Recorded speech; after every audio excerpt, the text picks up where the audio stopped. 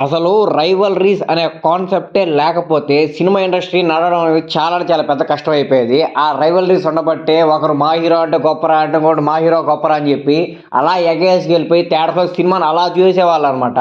So ఒకప్పుడు rivalries అంటే చాలా బాగుండేటివి. సో ఆ హీరో గొప్ప ఈ హీరో గొప్ప అని చెప్పి కలెక్షన్స్ పరంగా మాట్లాడుకునేవాళ్ళు.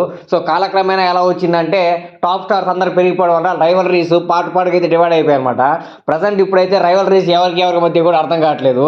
నా హీరో గొప్ప అని చెప్పి ఒకడు గొడవ పడుతుంటే మా హీరో కూడా గొప్పేరా అని చెప్పి ఒకడు మధ్యలో దోరుతున్నాడు. అసలు ఇప్పుడు రైవల్రీస్ అన్ని ఎవరిని అనలేము. సో ఎవడో ఏదో గెలిగితే ఇంకోటి వాళ్ళు వీళ్ళు కొట్టుకొని రైవల్రీస్ ఎటెటో అయిపోయి. కానీ ఒకప్పుడు అయితే రైవల్రీస్ చాలా అంటే చాలా బాగున్నాయి. ఒకప్పటి నుంచి లాస్ట్గా నేను చూసిన రైవల్రీ వరకు మీ అందరికైతే ఎక్స్ప్లెయిన్ చేయడానికి ట్రై చేస్తాను. ఆ రైవల్రీస్ ఎంత గొప్పగా ఉండేటియో, ఆ రైవల్రీస్ వల్ల ఎన్ని రికార్డులు క్రియేట్ అయ్యాయో, ఆ రైవల్రీస్ వల్ల ఎంతమంది బతికారో, ఇవన్నీ నేను ఈ వీడియోలో అయితే క్లియర్గా చెప్పడానికి అయితే ట్రై చేస్తాను. సో మీరు వీడియోని అయితే లాస్ట్ దాకా చూడడానికి అయితే ట్రై చేయండి. ఇంకా లేట్ చేయకుండా మన వీడియోలోకి అయితే ఎంటర్ అయిపోతాము. Hello guys, welcome to our YouTube channel Aspire reviews. అసలు రైవల్రీస్ అనేది స్టార్ట్ అయింది 1960s 1980s ఆ టైంలోనే స్టార్ట్ అయిపోయాయి అనమాట.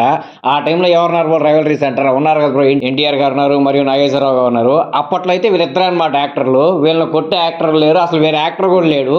సో అందుకని అప్పట్లో వీళ్ళిద్దరే అనమాట. నాగేశ్వరరావు గారి సినిమా చేస్తే ఎంత కలెక్ట్ చేసింది, రామారావు గారి సినిమా చేస్తే ఎంత కలెక్ట్ చేసింది, ఇదే అనమాట టాపిక్ అనేది. సో నాగేశ్వరరావు గారు ఇన్ని సినిమాలు తీసే సంవత్సరానికి రామారావు గారు ఇన్ని సినిమాలు తీసేవాళ్ళు. సో అప్పుడు ఏమైందంటే కలెక్షన్స్ అవన్నీ బయటికి చెప్పేదానికి సరైన సోర్స్ అయితే ఉండేది కాదనమాట. సో ఏదో నోటి మాట ద్వారా ఎవడంతా చెప్తే అంతే కలెక్షన్స్ అయితే బయటకు వచ్చాయన్నమాట. సో అప్పటి కాలంలో రైవల్రీ ఎలా ఉండేదో మనకైతే తెలియదు. కానీ మనకు తెలిసింది ఏంటంటే అప్పట్లో వీళ్ళిద్దరు యాక్టర్స్ పోటీ వీళ్ళిద్దరి మధ్య ఉండేదని మాత్రం తెలిసిందనమాట. సో అప్పటి కాలం దాకా మనం వెళ్తే మా రైవల్రీస్ గురించి గొప్పగా మాట్లాడుకునేంత గొప్ప వాళ్ళం కాదు మనం. అప్పట్లో సినిమాలు ఎలా ఉండేది కూడా మనకు తెలియదు. ఆ బ్లాక్ అండ్ వైట్ సినిమాలు కూడా నాకైతే నేను చూసినట్టు గుర్తే లేదు. సో ఆ రైవల్రీకి వస్తే వాళ్ళిద్దరి మధ్యలో కొట్టుకునే వాళ్ళు అనమాట. నాగేశ్వరరావు గారు గొప్పనా లేకపోతే రామారావు గొప్ప అని చెప్పి. లాస్ట్కి అయితే నాకు తెలిసిన పరంగా అయితే రామారావు గారు గెలిచారు. ఎందుకంటే నాగేశ్వరరావు గారిది అంతా లవ్ ట్రాక్ అనమాట. అలా ఆ ట్రాక్లోనే వెళ్తూ ఉంటారు అనమాట. కానీ రామారావు గారిది అలా కాదనమాట. అప్పట్లోనే మాస్ చూపించాడు, అప్పట్లోనే క్లాస్ చూపించాడు, అప్పట్లోనే స్వాగ్ చూపించాడు, అప్పట్లోనే డ్యాన్స్లు అంటే ఇలా ఉండాలరా అని చూపించాడు, అప్పట్లోనే పాటలు ఆటలు అన్నీ అయితే చూపించాడు అనమాట. సో ఆ ఇద్దరు రైవల్రీలు అయితే లాస్ట్కి అయితే రామారావు గారు గెలిచారని చెప్పి నా పర్సనల్ ఒపీనియన్. ఎందుకంటే నేను వినింది చూసింది నాకు తెలిసిన పరంగా అయితే రామారావు గారు అయితే గెలిచారనమాట. దాని తర్వాత ఇంకా చాలామంది యాక్టర్స్ అయితే వచ్చారు. శోభన్ బాబు గారు వచ్చారు, కృష్ణ గారు వచ్చారు. వీళ్ళందరూ ఏంటంటే సరైన టైం పీరియడ్లో అయితే రాలేదనమాట. ఒకరికొకలాగైతే వచ్చారనమాట. రామారావు ఏఎన్ఆర్ గారు అయితే పర్టికులర్ టైం పీరియడ్ లో రావడం వల్ల ఇద్దరికైతే సరైన పోటీ అయితే కుదిరింది అనమాట. దాని తర్వాత ఏంటంటే ఒక హీరో ఈ టైంలో వచ్చాడంటే ఇంకొక హీరో ఈ టైంలో వచ్చాడు అనమాట. లైక్ ఒక 5 years ఈ హీరో వేయలేడంటే ఆ తర్వాత 5 years ఈ హీరో వేయలేడు అనమాట. అంతేగాని ఇద్దరు హీరోలు ఒకే టైంలో హిట్ కొట్టిన ఆ సందర్భం అయితే లేదనమాట. సో కృష్ణ గారికి కానీ లేదా శోభన్ బాబు గారికి కానీ పోటీ లేకుండా పోయింది. ఆయన టైంలో ఆయన యూనానిమస్ గా ఉన్నాడు, కృష్ణ గారి టైంలో కృష్ణ గారు యూనానిమస్ గా ఉన్నారు. దాని తర్వాత ఎప్పుడైతే చిరంజీవి గారు సినిమా ఇండస్ట్రీలోకి అడుగు పెట్టాడో అప్పటి నుంచి రైవల్రీస్ అనేది చాలా అంటే చాలా గొప్పగా తెలిపాయి అనమాట. అందరూ రైవల్రీస్ చిరంజీవి గారితో పోటీ పెట్టుకునే వాళ్ళు అనమాట. మా హీరో గొప్పరా అంటే మా హీరో గొప్పరా అని చెప్పి అందరూ చిరంజీవి గారితో అయితే పోటీ పెట్టుకోవడానికి అయితే ట్రై చేశారు. కృష్ణ గారు మాత్రం ఎప్పుడు చిరంజీవి గారితో ఒక రైవల్రీకి అయితే రాలేదన్నమాట. ఎందుకంటే చిరంజీవి గారి కంటే ముందు కృష్ణ గారు అయితే సినిమా ఇండస్ట్రీలోకి అయితే వచ్చారనమాట. సో చిరంజీవి గారు చేయకముందే కృష్ణ గారు మంచి ఫామ్లో ఉండి చాలా మంచి సినిమాలు అయితే ఇచ్చారనమాట. దాని తర్వాత కృష్ణ గారు చేసిన సినిమాలని వచ్చిన కలెక్షన్స్ ని చిరంజీవి గారి సినిమాతో కలెక్షన్స్ తో కంపేర్ చేయడం స్టార్ట్ చేశారనమాట. కానీ అది అంత పెద్ద రైవల్రీ అయితే ఏం కాదు. నాకు తెలిసి ఆ కాలంలో చిరంజీవి గారి కాలంలో మంచి రైవల్రీ అంటే ఎవరెవరు గురిందంటే నాగార్జున గారికి, వెంకటేష్ గారికి మరియు బాలకృష్ణ గారికి, చిరంజీవి గారికి అనమాట. నాగార్జున గారు, వెంకటేష్ గారు ఏంటంటే ఇద్దరు family entertainers, love movies attract చేయడం వల్ల వాళ్ళకి అంత మంచి ఫ్యాన్ బేస్ అయితే ఉండేది కాదనమాట. అంత ఫ్యామిలీ ఆడియన్స్ వెళ్ళి ఆ థియేటర్లో అయితే చూసేసేవాళ్ళు. కానీ మా సినిమా హీరో ఇలా లెయ్యాలరా, ఇలా సెలబ్రేట్ చేయాలరా మేము అని చెప్పి అలా కొట్టుకొని సినిమాలు చూసింది అయితే మెగాస్టార్ గారికి మరియు బాలకృష్ణ గారికి మాత్రమే. మెగాస్టార్ గారు యునానిమస్లీ అప్పుడు ఎవరు ఏమనలేము మెగాస్టార్తో. కానీ బాలకృష్ణ గారు కంపారిజన్గా పోటీ చేయడానికి అయితే ట్రై చేశాడు. ఎందుకంటే బాలకృష్ణ గారు అప్పుడు చెన్నకేశవరెడ్డి కొన్ని మంచి సినిమాలు అయితే పడ్డాయి అనమాట, ఫ్యాక్షన్ మూవీస్. అలా పట్టడం వల్ల బాలకృష్ణ గారు కూడా ఒక లెవెల్కి అయితే వెళ్ళాడు అనమాట. ఇంకా అప్పుడు చిరంజీవి గారు కూడా అనుకున్నారేమో ఫ్యాక్షన్ మూవీస్ పెడితే మనకు కూడా మాస్ ఫాలోయింగ్ రేంజ్లో వెళ్తుందేమో అని చెప్పి. సో అలా ఆలోచించి ఇంద్రా తీసినట్టున్నాడు. ఇంకా ఇంద్రా ఇండస్ట్రీ హిట్ అయితే అయిపోయింది అనమాట. సో అప్పట్లో చిరంజీవి గారు, బాలకృష్ణ గారు ఫ్యాన్స్ తెగ కొట్టేసుకునే వాళ్ళు అనమాట. మా హీరో గొప్పరంటే మా హీరో గొప్పరని చాలా పెద్ద ఓటర్లు అయితే అయ్యాయి అనమాట. సో దాని తర్వాత ఏమైందంటే చిరంజీవి గారు యునానిమస్గా అని చెప్పి అందరికి తెలిసిపోయాక సర్లే అబ్బా చిరంజీవి గారు యునానిమస్ కానీ బాలకృష్ణ గారు ఎక్కడో లైట్ ఆఫ్ టఫ్ ఫైట్ ఇచ్చాడని చెప్పి చిన్న ఐడియా అయితే ఉన్నిందనమాట. సో ఆ రైవలరీ జరుగుతున్నప్పుడే ఇంకా నెక్స్ట్ జనరేషన్ స్టార్స్ అయితే బయటకు అయితే వచ్చారనమాట. నెక్స్ట్ జనరేషన్ స్టార్స్ ఎవరంటే పవన్ కళ్యాణ్ గారు ఇంకా మహేష్ బాబు గారు అయితే వచ్చారనమాట. మహేష్ బాబు గారికి పవన్ కళ్యాణ్ గారికి ఆ పోటీ ఎలా స్టార్ట్ అయిందంటే బికాస్ ఆఫ్ ఒక్కడు మూవీ నేనైతే చెప్పగలను. ఒక్కడు మూవీ తర్వాత మహేష్ బాబు గారిది ఇంకోలాగా అయిపోయింది అనమాట. ఒక్కడు మూవీ ముందు మహేష్ బాబు గారికి అంత మంచి హిట్లు అయితే ఏమీ లేవు, కానీ పవన్ కళ్యాణ్ గారు మాత్రం సినిమా ఇండస్ట్రీలోకి వచ్చినప్పుడు చాలా కంటిన్యూస్ గా హిట్స్ ఇస్తానే ఉన్నాడు. ఖుషి అయితే చరిత్రను తిరగ రాసేసింది, అంత పెద్ద హిట్ అయితే ఇచ్చింది అనమాట. సో ఆ ఖుషిని ఒక్కడు అయితే మ్యాచ్ చేయడం వల్ల, మ్యాచ్ అంటే జస్ట్ ఒక 30-40% మాత్రం మ్యాచ్ చేయగలిగింది. అలా మ్యాచ్ చేయడం వల్ల ఓకే మన మహేష్ బాబు కూడా ఇలా మ్యాచ్ చేయగలుగుతున్నారు అని చెప్పి మహేష్ బాబు గారు చాలా అందంగా ఉంటారు కదా. సో ఫ్యాన్ బేస్ అంతా మహేష్ బాబు వెనకాల అయితే నడవడం అయితే స్టార్ట్ చేశారు అనమాట. దాంట్లో వెంటనే ఎన్టీఆర్ గారు వచ్చారు. ఎన్టీఆర్ గారు 17 సంవత్సరాలకి ఇండస్ట్రీ రికార్డు సింహాద్రి అయితే కొట్టి నేను మీకు పోటీగా వస్తారా, నేను మీకు రైవలరీగా వస్తానరా అని చెప్పి అయితే చెప్పేసాడు అనమాట. అలా చెప్పడంతో ఇంకా బాలకృష్ణ గారి ఫ్యామిలీ బ్యాక్గ్రౌండ్, ఎన్టీఆర్ గారి ఫ్యామిలీ బ్యాక్గ్రౌండ్ కదా. సో వాళ్ళు అప్పట్లో ఎలా కంపేర్ చేసిన వాళ్ళంటే మహేష్ బాబు గారు, ఎన్టీఆర్ గారు, పవన్ కళ్యాణ్ గారి మధ్య రైవల్ అని చెప్పి కంపేర్ చేసుకుంటూ ఉండేవాళ్ళు అనమాట.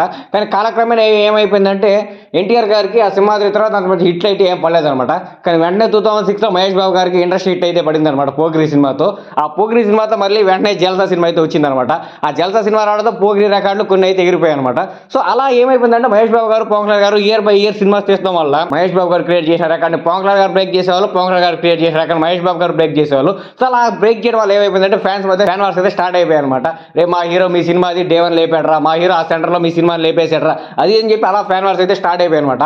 ఆ ఫ్యాన్ వార్స్ ఏ రేంజ్కి వెళ్ళిపోయాయంటే ఎన్టీఆర్ గారిది, పవన్ కళ్యాణ్ గారిది ఆ ఫ్యాన్ వార్స్ కూడా జరిగిందనమాట. కానీ పీక్ రైవల్ అంటే నాకు తెలిసిన మాత్రం మహేష్ బాబు గారిది, ఎన్టీఆర్ గారిది మరియు పవన్ కళ్యాణ్ గారిది. వీళ్ళు ముగ్గురులో ఎవరెవరికి బాగా జరిగింది బ్రో అంటే పవన్ కళ్యాణ్ గారికి, మహేష్ బాబు గారికి ఆన్లైన్లో, పవన్ కళ్యాణ్ గారికి, ఎన్టీఆర్ గారికి ఆఫ్లైన్లో. ఎవరైనా సరే పవన్ కళ్యాణ్ గారి ఫ్యాన్ బేస్తో రైవలరీకి రావాల్సిందే, కానీ పవన్ కళ్యాణ్ గారి ఫ్యాన్స్ మేము వీళ్ళతో చేసామని చెప్పి అయితే చెప్పుకోరనమాట. ఆన్లైన్లో ఆఫ్లైన్లో ఎందుకు చెప్తున్నానంటే ఆఫ్లైన్లో ఒక సంఘటన అయితే జరిగిందనమాట. ఆఫ్లైన్లో అప్పుడు ఏదో గొడవ అయ్యి పవన్ కళ్యాణ్ ఫ్యాన్, ఎన్టీఆర్ ఫ్యాన్ ఏదో కొట్టుకుంటే పవన్ కళ్యాణ్ ఫ్యాన్ని చెప్పేశారనమాట ఎన్టీఆర్ ఫ్యాన్స్. సో అప్పుడు ఆఫ్లైన్లో చాలా పెద్ద గొడవలు అయితే జరిగాయి అనమాట రైవలరీతో. ఆన్లైన్లో ఎందుకని చెప్తున్నానంటే ఆన్లైన్లో డే1 రికార్డ్స్ కోసం, ఆ నైజాం రికార్డ్స్ కోసం, వాటి కోసం ఆన్లైన్లో మహేష్ బాబు గారి ఫ్యాన్స్, పవన్ కళ్యాణ్ ఫ్యాన్స్ చాలా అంటే చాలా యుద్ధం అయితే చేస్తుంటారు అనమాట. చాలా భారీ యుద్ధాలే జరుగుతున్నాయి. ట్విట్టర్లో ఉన్న వాళ్ళకైతే ఆ రైవలరీ ఎలా ఉంటుందో అందరికీ తెలుసు అనమాట. సో నాకు తెలిసిన రైవలరీ, పీక్ రైవలరీ, నేను చూసిన రైవలరీ అయితే పవన్ కళ్యాణ్ గారి ఫ్యాన్స్ది మరియు మహేష్ బాబు గారి ఫ్యాన్స్ది, ఎన్టీఆర్ గారి ఫ్యాన్స్ది, ఈ ముగ్గురిది అనమాట. సో దీని తర్వాత ఏమైపోయిందంటే ఇంకా రైవలరీ అంత గొప్పగా జరిగే స్టార్స్ అయితే ఎవరు లేరన్నమాట. ఎందుకంటే అందరూ ఈ మధ్య పాన్ ఇండియా వల్ల ఒక రేంజ్కి అయితే వెళ్ళిపోయారనమాట. అప్పట్లో ఎన్టీఆర్ గారి ఫ్యాన్స్ ఆన్లైన్లో అంత పెద్దగా ఉండేవాళ్ళు లేదో నాకు తెలియదు, కానీ ఆఫ్లైన్లో మాత్రం గట్టిగుండేవాళ్ళు. ఆఫ్లైన్లో ఎందుకు గట్టిగుండేవాళ్ళు అంటే నాకు తెలిసి ఎన్టీఆర్ గారిని చూసిన అయితే కాదు, ఆ బ్యాక్గ్రౌండ్ వల్ల. ఎందుకంటే నందమూరి రామారావు గారు, బాలకృష్ణ గారు, హరికృష్ణ గారు వీళ్ళందరూ ఫ్యాన్స్ ఆటోమేటిక్ ఎన్టీఆర్ గారికి అయితే షిఫ్ట్ అయిపోయారు. ఆ బ్యాక్గ్రౌండ్ వల్ల అప్పట్లోనే ఎన్టీఆర్ గారికి మంచి ఫ్యాన్ బేస్ అయితే ఉంది. అది కాదు ఇండస్ట్రీ హిట్ సింహాద్రి సినిమా కొట్టడంతో ఇంకా స్ట్రాంగ్ అయిందనమాట. అంతేగాని ఆయన అప్పటి నుంచే స్టెప్ బై స్టెప్ బిల్డ్ చేసుకుని వచ్చింది అయితే ఏమీ కాదు నాకు తెలిసి. సో మాక్సిమం మహేష్ బాబు గారికి, పవన్ కళ్యాణ్ గారికి మాక్సిమం రైవల్ అనేది చెప్పొచ్చు. ఎన్టీఆర్ గారిని అయితే దీంతో కన్సిడర్ చేయలేము. ఇప్పుడున్న ఫ్యాన్ బేస్ మాత్రం ఎన్టీఆర్ గారి ఫ్యాన్ బేసే, ఎవరో ఫ్యామిలీ ఫ్యాన్ బేస్ అయితే ఏం కాదు. ఎందుకంటే ఇప్పుడు కాలక్రమేణా సరే ఎన్టీఆర్ గారు ఆయనకంటే ఒక ఓన్ ఫ్యాన్ బేస్ అయితే సంపాదించుకున్నాడు. ఇప్పుడు ఎవరికి మంచి రైవలరీ జరుగుతుందంటే రామ్ చరణ్ గారికి మరియు ఎన్టీఆర్ గారికి అయితే మంచి రైవలరీ అయితే జరుగుతుందన్నమాట.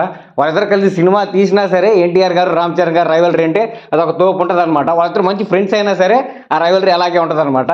ఫ్యాన్స్ ఆఫ్లైన్లో ఏం కొట్టుకొని చచ్చిపోవట్లేదు, కానీ ఆన్లైన్లో మాత్రం చాలా డీసెంట్ రైవలరీ అయితే జరుగుతుంది అనమాట ప్రస్తుతానికి. ఇప్పుడు మీరు అనొచ్చు అల్లు అర్జున్ గారు ఉన్నారు, ప్రభాస్ గారు ఉన్నారు, వీళ్ళకంటూ రైవలరీస్ ఏమి లేవు బ్రో అంటే, ప్రభాస్ గారు అంటే ఆయన్ని ఇష్టపడిన వాళ్ళు ఎవరు ఉండరు, అందరూ ఆయన ఇష్టపడతారు. సో ఆయన ట్రోల్స్ చేయాలని ఎవరు అనుకోరు, కానీ డైరెక్టర్స్ ఆయన చూపించే విధానం వల్ల ట్రోల్స్ అయితే చేస్తుంటారు. అంతేగాని ప్రభాస్ గారిని హేట్ చేసే అంత మనుషులు అయితే ఎవరు ఉండరు. ఇంకా అల్లు అర్జున్ గారు అంటారా, అల్లు అర్జున్ గారు ఏంటంటే ఏదో స్టేట్మెంట్స్ తెలియకుండా పాస్ చేయడం వల్ల అది మా హీరోనే అన్నారా అని చెప్పి కొందరు హీరో ఫ్యాన్స్ టెగర్ అయిపోయి ఇంకా అల్లు అర్జున్ గారి మీద ట్రోల్స్ అయితే వేయడం స్టార్ట్ చేస్తారు. అంతేగాని అల్లు అర్జున్ గారితో రైవలరీ వెళ్ళి అంత ఏం చేయరు. పవన్ కళ్యాణ్ గారి ఫ్యాన్స్, అల్లు అర్జున్ గారి ఫ్యాన్స్ అలా అప్పుడు ట్రిగర్ చేస్తూ ఉంటారు. సో పవన్ కళ్యాణ్ ఫ్యాన్స్ దానికి కౌంటర్ ఇస్తా ఏదో రైవలరీ అనుకుంటారు, కానీ అంత పెద్ద గొప్ప రైవలరీ అయితే ఏం కాదు. పీక్ రైవలరీ అంటే మహేష్ బాబు గారు, పవన్ కళ్యాణ్ ఫ్యాన్స్దే. ఇప్పుడు పీక్ రైవలరీ అయితే ఎన్టీఆర్ గారిది, రామ్ చరణ్ గారి ఫ్యాన్స్. అలా పీక్ రైవలరీ జరుగుతూ ఉన్నప్పుడు ఆర్ఆర్ఆర్ మూవీ వచ్చి ఆ పీక్ రైవలరీని అయితే బ్రేక్ చేసింది. సో ఇప్పుడు రైవలరీస్ అంటూ ఏముండదు. మీరు హీరో ఫ్యాన్స్ మా హీరో ఫ్యాన్స్ని గెలికారా, ఇంకా మీరు ట్రోల్ చేసుకుంటాం, మేము ట్రోల్ చేసుకుంటాం అని చెప్పి ఈ హీరో ఫ్యాన్స్ ఆ హీరో ఫ్యాన్స్ ట్రోల్ చేయడం, ఆ హీరో ఫ్యాన్స్ ఈ హీరో ఫ్యాన్స్ ట్రోల్ చేయడం. సరే ట్రోల్ చేసుకున్నారా అంటే హీరోస్ మాఫ్ ఫోటోస్ వేసి గలీజ్ అయితే చేస్తారంటారు ట్విట్టర్లో. అంత రైవలరీ ఒకప్పుడు అయితే జస్ట్ ఆఫ్లైన్లో అలా సినిమా రికార్డులు, సినిమా కలెక్షన్ మీద ఉండేది. ఇప్పుడు ఏంటంటే ఆఫ్లైన్లో వెళ్ళి కొట్టేసుకునే వరకు వెళ్ళిపోయింది అనమాట. సో అంత గొప్ప రైవలరీ అయితే ఇప్పుడు ఏమి లేదు. సో ప్రస్తుతానికైతే అసలు రైవలరీస్ అంటూ ఏమీ లేవు. గెలిగితే గెలిగించుకుంటారు, కొడితే కొట్టించుకుంటారు, తిరిగి కొడతారు, తిరిగి గెలుగుతారు. ఇవే జరిగేది అనమాట ప్రస్తుతానికైతే. సో నేను చూసిన రైవలరీస్ అయితే చెప్పాను కదా ఫస్ట్ నుంచి వద్దాం, మళ్ళీ ఎక్కడి నుంచి ఏం చెప్పాను. ఎన్టీఆర్ గారు, ఏఎన్ఆర్ గారు, వీళ్ళిద్దరిలో ఎన్టీఆర్ గారు యునానిమస్ అనమాట. చిరంజీవి గారు, బాలకృష్ణ గారు అనమాట. దీంట్లో చిరంజీవి గారు యునానిమస్ అనమాట.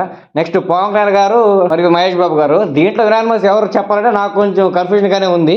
ఎందుకంటే పవన్ కళ్యాణ్ గారు ఆఫ్లైన్లో ఆన్లైన్లో రెండింటిలో స్ట్రాంగ్ అనమాట. కానీ మహేష్ బాబు గారు ఓన్లీ ఆన్లైన్లోనే స్ట్రాంగ్. సో ఈ ఒక్క ఆస్పెక్ట్ మీద నేను పవన్ కళ్యాణ్ గారు చాలా స్ట్రాంగ్ అయితే చెప్పగలుగుతున్నాను. నెక్స్ట్ ఎన్టీఆర్ గారు, రామ్ చరణ్ గారు అంటే అసలు ఎవరు ఏం చెప్పలేము. ఇద్దరు ఈక్వల్ ఫ్యాన్ బేస్, ఇద్దరు క్యారీ ఫార్వర్డ్ అయిన ఫ్యాన్ బేస్. సో వీళ్ళిద్దరి మధ్య ఎవరు తోపుతున్నారు కానీ అయితే ఏం చెప్పలేము అనమాట. సో మీకు తెలిసి మీరు బాగా ఎక్స్పీరియన్స్ చేసిన రైవలరీ ఏందో కింద కామెంట్ బాక్స్లో అయితే కామెంట్ చేయండి.